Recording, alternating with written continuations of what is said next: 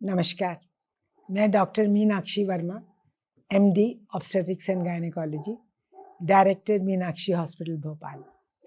I have been your friend, philosopher and guide for last 45 years in the city of Bhopal. Today I have come up with a topic, premenstrual tension syndrome. बहुत सारी लड़कियां और महिलाएं इस problem से सफ़र करती हैं, जूझती रहती हैं, कह सकते हैं, हमेशा, ऑल देयर लाइव्स. और वो उसको ये समझती हैं एक तरह से कि it's just a curse which they have to just bear, और कुछ नहीं कर सकते इसके लिए. बहुत इम्पॉर्टेंट चीज़ है ये, क्योंकि a woman in her life time is on a hormonal roller coaster. कभी कोई हार्मोन बढ़ गया तो कभी कोई हार्मोन नीचे आ गया. And there are so many hormones which are involved in the एक मेंस्ट्रुअल साइकिल को सुचारू रूप से चलने के लिए बहुत सारे हार्मोन्स का एक बैलेंस बहुत ज़रूरी है.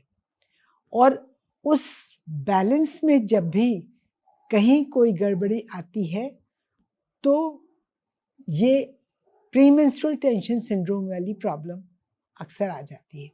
होता क्या है ये, पहले तो हम ये जानते हैं.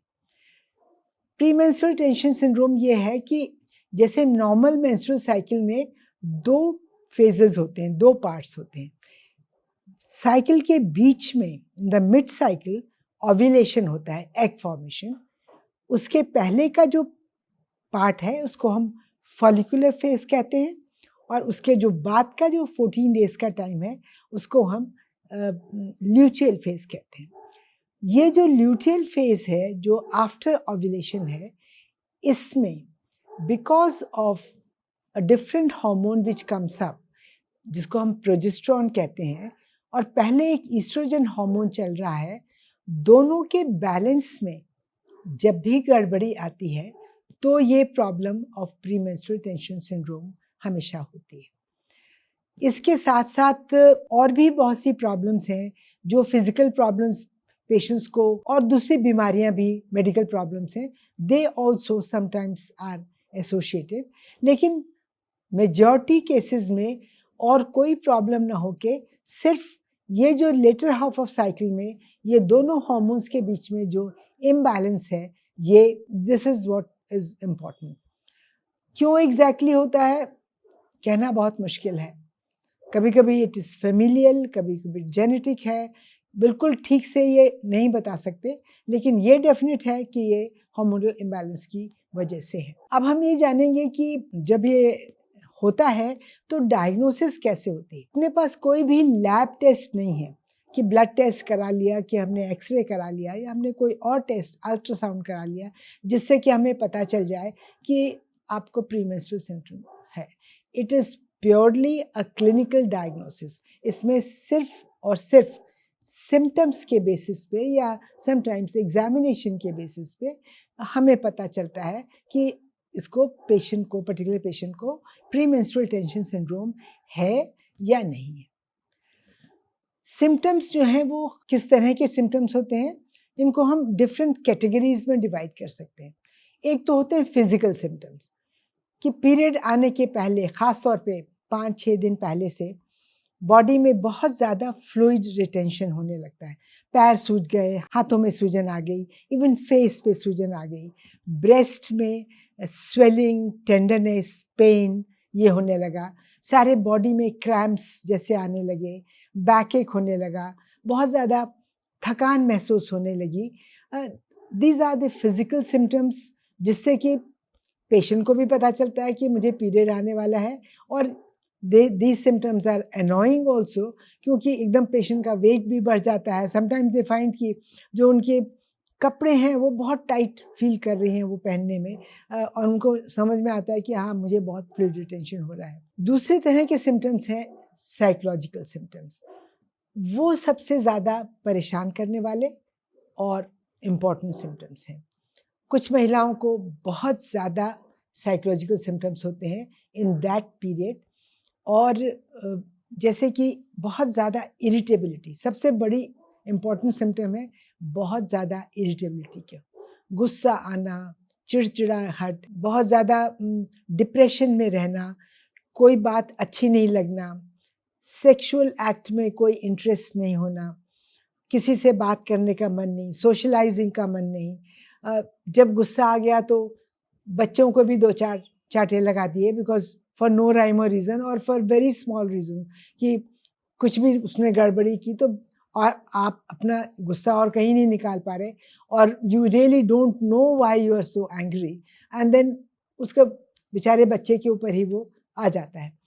तो ये चीज़ें बहुत कॉमन है और बहुत सारी महिलाएं इससे सफ़र करती हैं, पर husbands are most of time baffled, उनको कुछ समझ में नहीं आता कि ये हो क्या रहा है, कि अभी तक तो इनका बिहेवियर बहुत अच्छा था, शी वाज एब्सोल्युटली फाइन, और सडनली ये अब ऐसा बिहेव क्यों करने लगी एज इफ जैसे कि मतलब कोई मेंटल कनेक्ट ही नहीं है, इस तरह से बात कर रहे हैं।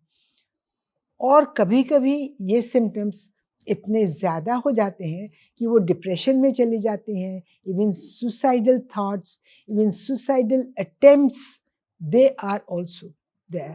और ये सिम्पटम्स उन लोगों में ज़्यादा होते हैं जिनको बेसिकली एक डिप्रेसिव टेंडेंसी होती है, जिनकी फैमिली में डिप्रेशन की प्रॉब्लम होती है, जिनको और दूसरे प्रॉब्लम्स फैमिली में और वर्क फ्रंट पे और दूसरे प्रॉब्लम्स ऐसे हैं जो उनको बहुत परेशान कर रहे हैं, they also precipitate these depressive symptoms of premenstrual symptom. इसके अलावा कुछ बिहेवियरल चेंजेस होते हैं, जैसे कि एक्सीडेंट प्रोननेस, छोटी छोटी चीज़ों में, जैसे कहीं आप जल्दी से टकरा गए किसी से, तो जल्दी से ग्लास टूट गया, कहीं से कोई चीज़ गिरा दी, मतलब जैसे नॉर्मल तरीके से आप अपने आप को बहुत अलर्ट रखते हैं, वो अलर्टनेस कभी-कभी नहीं हो पाती है बिकॉज़ ऑफ दिस। लोगों से बात नहीं करना, अपने घर में कमरे में चुपचाप बैठे हुए हैं, किसी से बातचीत नहीं करता, और फिर उसमें कभी-कभी जो बहुत सीवियर फॉर्म में आ जाता है, फिर they don't even perform well, अपने स्कूल नहीं जा रहे, कॉलेज नहीं जा रहे, अपने काम पे नहीं जा रहे, their performance goes down like anything, and as soon as the period comes, जैसे ही उनका पीरियड स्टार्ट हुआ और सारे सिम्पटम्स जैसे बिल्कुल छूमंतर हो गए, जैसे कुछ था ही नहीं कभी, and again the person becomes normal. So it's a constant up and down psychologically, which is very, very annoying for the patient, for the family, for the husband, for the children, and उसका कुछ समझ में ही नहीं आता कि इनका behaviour इतने unstable क्यों है। Patient herself sometimes they feel very very sad about it कि मैंने ऐसा बिहेव क्यों किया, why did I behave with my in laws like that, why did I beat my children like that, why did I behave with my children like that, लेकिन कोई control ही नहीं है, हमने कर दिया, उसके बाद फिर बाद बुरा लग रहा है। So these are the symptoms. और इसके अलावा कभी-कभी ऐसा होता है because of the fluid retention, आपकी जो पहले की प्रॉब्लम्स हैं, कुछ मेडिकल प्रॉब्लम्स हैं, जैसे कि अस्थमा है या फिर एपिलेप्सी है या फिर रूमेटॉइड आर्थराइटिस है, माइग्रेन है, ये सब चीज़ें एकदम फ्लेयर अप हो जाती हैं because of fluid retention, your body responds in that manner, और आपका एपिलेप्टिक फिट्स पड़ने लगते हैं या माइग्रेन जिसके हेडेक्स ज़्यादा होने लगते हैं, बहुत सारी प्रॉब्लम आ जाती हैं। सो थोड़े बहुत सिम्पटम्स ज़्यादातर लड़कियों को, ज़्यादातर महिलाओं को होते हैं, और इतने होते हैं कि वो समहाउ एबल टू मैनेज हो जाता है। लेकिन कुछ महिलाओं को इतना ज़्यादा होता है कि वो अपने बस में नहीं है, जैसे वो नहीं कर पाती हैं, और जैसे ही उनका पीरियड स्टार्ट होता है वो बिल्कुल अपने नॉर्मल स्टेट में आ जाते हैं। ट्रीटमेंट क्या करना चाहिए, ऐसे में क्या होना चाहिए? लार्जली जिनके सिम्पटम्स कम हैं, उनको एक प्रॉपर एक्सप्लेनेशन और एक support, psychotherapy and understanding by the family members, और ऐसी चीज़ें को अवॉइड करना जो उसको ट्रिगर करे, I think that is enough. उससे ही काफ़ी कुछ, अगर पेशेंट खुद और उसके फैमिली के लोग अच्छे से समझते हैं तो उन चीज़ों को अवॉइड करके, और ये जो एक टेम्परेरी पीरियड है, 1 हफ्ते का समझ लीजिए, हफ्ते 10 दिन का, वो निकल जाता है। लेकिन अगर उसमें सपोर्ट ना मिले और ऊपर ब्लेम गेम होने लगे कि you are a bad person, तो वो फिर एक बड़ा कॉम्प्लिकेटेड मैकेनिज्म हो जाता है। फिर उसमें ज़्यादा से ज़्यादा वो चीज़ें बढ़ती चली जाती हैं। Lifestyle changes help a lot. इसमें रेगुलर एक्सरसाइज है, आपका diet which is very very important. जैसे कि बहुत फैट्स अगर डाइट में है, fried food, that should be avoided. ज़्यादा फाइबर कंटेंट होना चाहिए डाइट में। ऐसे डाइट जिसमें vitamin A, vitamin E, vitamin B6, ये बहुत इम्पॉर्टेंट है। B6 की बहुत ज़्यादा इम्पॉर्टेंट है, इसीलिए महिलाओं को अपने न्यूट्रिशन के लिए बहुत ध्यान रखना पड़ेगा है। ड्यूरिंग दिस फेज़, जो आपका ल्यूटियल फेज़ जिसमें कि ये सब सिम्पटम्स आते हैं, इसमें हमेशा ब्रेन का जो सेरोटोनिन लेवल है वो कम हो जाता है, और उस लेवल को बढ़ाने के लिए जिन हमें चीज़ों की ज़रूरत होती है, उसमें विटामिन B6 का रोल बहुत इम्पॉर्टेंट है। और रेगुलर ऐसे पेशेंट्स को अगर रेगुलरली 50 मिलीग्राम विटामिन B6 दिया जाए तो उनको बहुत अच्छा इम्प्रूवमेंट मिलता है। इसी तरह से जो इवनिंग प्रिमरोज़ ऑयल के कैप्सूल्स आते हैं, वो बहुत फ़ायदा करते हैं। विटामिन ए बहुत फ़ायदा करता है, विटामिन ई बहुत फ़ायदा करता है। कैल्शियम, इरिटेबिलिटी जितनी है, क्रैम्प्स हैं, बॉडी एक्स हैं, कमर में दर्द है, ये सब चीज़ें कैल्शियम, रेगुलर कैल्शियम लेने से बहुत अच्छी हैं। मेंटल इरिटेबिलिटी के लिए मैग्नीशियम बहुत अच्छा है। So any preparation which has calcium and magnesium in it helps a lot in premenstrual tension syndrome.